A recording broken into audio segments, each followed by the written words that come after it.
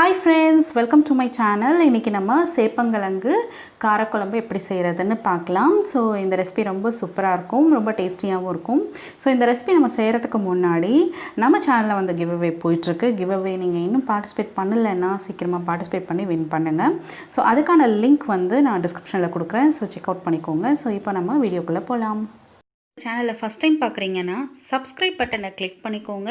அப்படியே பக்கத்தில் இருக்கிற பெல் பட்டனையும் கிளிக் பண்ணிக்கோங்க. அப்போ தான் நான் போடுற உடனுக்குடன் நோட்டிஃபிகேஷன் வரும். ஸோ இந்த காரக்குழம்பு நம்ம செய்கிறதுக்கு நம்ம ஒரு கடாய் எடுத்துக்கலாம். கடாயில் வந்து ஒரு 2-3 டேபிள் ஸ்பூன் அளவுக்கு எண்ணெய் வந்து ஊற்றிருக்கேன். இதுக்கு வந்து நீங்கள் நல்லெண்ணெய் யூஸ் பண்ணிங்கன்னா ரொம்ப சூப்பராக இருக்கும் காரக்குழம்பு, மீன் குழம்புக்கெல்லாம். ஸோ எண்ணெய் நல்லா சூடானதுக்கப்புறம் 1 டேபிள் ஸ்பூன் அளவுக்கு கடுகு, உளுத்தம் பருப்பு சேர்த்துக்கோங்க. அது நல்லா பொரிஞ்சு வந்ததுக்கப்புறமா ஒரு கொத்து கருவேப்பிலை வந்து நான் சேர்த்துருக்கேன்.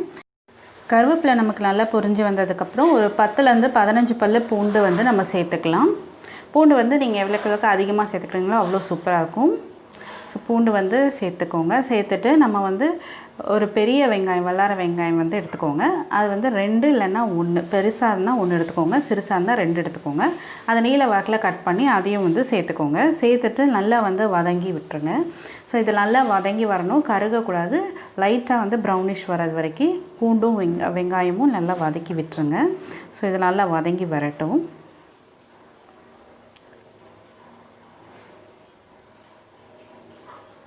நல்லா நமக்கு வந்து வதங்கி வந்ததுக்கப்புறமா நம்ம வந்து ஒரு தக்காளி, பெரிய தக்காளி 1 வந்து சேர்த்துக்கலாம். சிறுசாக இருந்துச்சுன்னா 2 சேர்த்துக்கோங்க.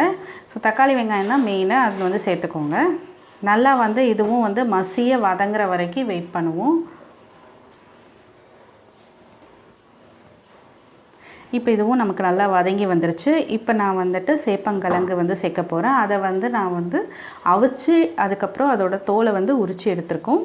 ஸோ அதை வந்து நம்ம இப்போது சேர்த்துடலாம். இது நல்லா வதங்கினதுக்கப்புறம்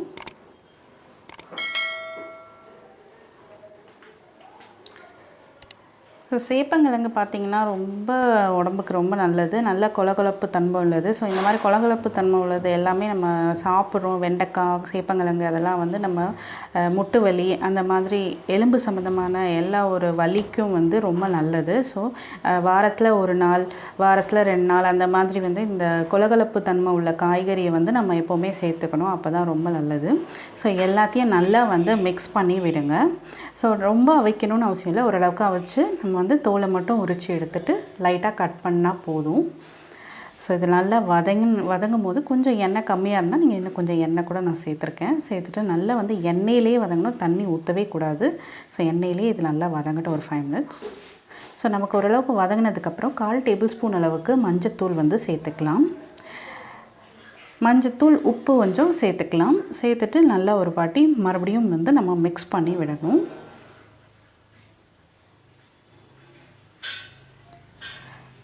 இது நல்லா மிக்ஸ் பண்ணி இது ஒரு 5 மினிட்ஸ் வந்து வேகட்டும். அதுக்குள்ளே நம்ம குழம்புக்கு தேவையானதை கூட்டிடலாம். ஸோ நான் இந்த பாத்திரத்தில் தான் குழம்பு செய்ய போகிறேன். ஸோ நான் இதில் வந்து ஒரு 2 நெல்லிக்காய் சைஸ் அளவுக்கு புளியை வந்து ஊற வச்சு அதை கரைச்சி எடுத்து வச்சுருக்கேன்.